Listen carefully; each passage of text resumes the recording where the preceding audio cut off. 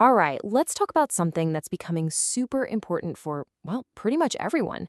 How do you make a good call when you've got this incredibly powerful AI sidekick giving you suggestions? Let's dive right in. So, this is part 6 of a fantastic 10-part tutorial, and today we're tackling a big one. It's all about this mental muscle you need to build, the art of balancing what the AI tells you with what you know to be true, your own wisdom. Getting this right, that's the difference between just using AI and actually excelling with it. Okay, so first things first, let's get into the biggest and maybe the trickiest part of this whole thing. The thing about AI is it's just so darn convincing. It gives you answers with this digital swagger, this confidence that can make you second guess your own gut. And there's actually a name for this. It's called automation bias. It's this little glitch in our brains where we tend to trust something a whole lot more just because a computer said it, right? We assume it must be right. It's a mental shortcut. And look, we all do it. But being aware of it, that's the first step to overcoming it. So how do you fight that bias? Well, the most powerful thing you can do is remember what the AI doesn't know. And believe me, it's a lot. It isn't a person, and its so-called knowledge is full of some pretty massive blind spots. In fact, we can break it down into 4 key areas where AI just doesn't have a clue. And I'm not talking about being a little weak here, we're talking about being completely blind. Let's walk through them one by one. Okay, first up, context. The AI has no idea about your specific situation.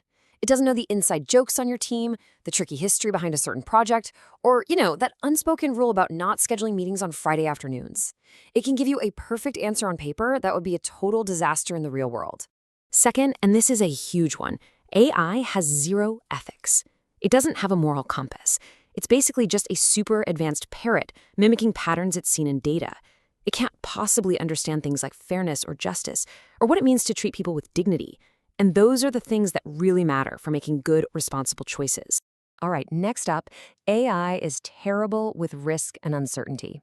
It'll give you an answer with all the confidence in the world, right? But what it won't tell you is what could go wrong. It won't highlight the potential pitfalls, the hidden landmines, or the crazy chain reaction of unintended consequences that a particular decision might set off. And finally, human relationships. AI is totally blind here. It has no concept of how a decision is going to make people feel. It can't factor in morale or trust or the emotional impact on your team, your customers, your family. That's a huge, huge gap.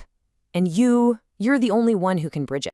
Okay, so that might sound a little bleak, right? But it's not. The point isn't to ditch AI. The point is to get smarter about how we work with it.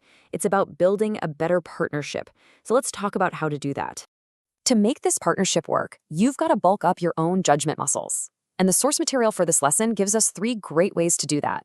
First, practice scenario analysis. This is just a fancy way of saying, what if? Play out the different ways an AI suggestion could go, both good and bad. Second, develop decision frameworks. Basically, create your own personal or team rulebook. What are the values and priorities that any decision has to pass? And third, seek diverse perspectives. This one is so critical, it deserves a closer look. Yeah, this right here, this is absolutely non-negotiable, especially when the stakes are high. You have to get other people involved. Talk to your team, bring in an expert, check in with the people who will be affected. They're the ones who have the context, the experience, and the values that the AI is completely missing. Which leads us to what is probably the single most important point of this whole discussion. At the end of the day, you are the one in charge. The final call, that's on you. And having strong judgment in the age of AI means finding that sweet spot. It means you don't just blindly accept what it says, but you also don't just dismiss it out of hand. You have to treat the AI's output like a suggestion from a very smart but very naive junior assistant. It's one piece of the puzzle, a valuable one for sure, but it is never, ever the whole picture. Here's a great way to think about it. The AI is brilliant at giving you the what, the data, the patterns, a fast analysis of all the options. It gives you raw information, but you provide the why and the how. You bring the context, the ethical reasoning, the values. The AI has information, but you have the wisdom. And this is what that ideal partnership looks like. The AI is a tool, a powerful tool, no doubt, but still just a tool. It's there to serve your goals and your values. It should never be the other way around. You've got to stay in the driver's seat, making sure that you're not trading your wisdom for a little bit of speed and convenience. So I want to leave you with this thought. The next time an AI spits out an answer for you, remember, that's not the finish line. That's the starting gun. The real thinking, the real judgment, that's what comes next. The most important question isn't what you ask the AI, it's what you ask yourself after it answers.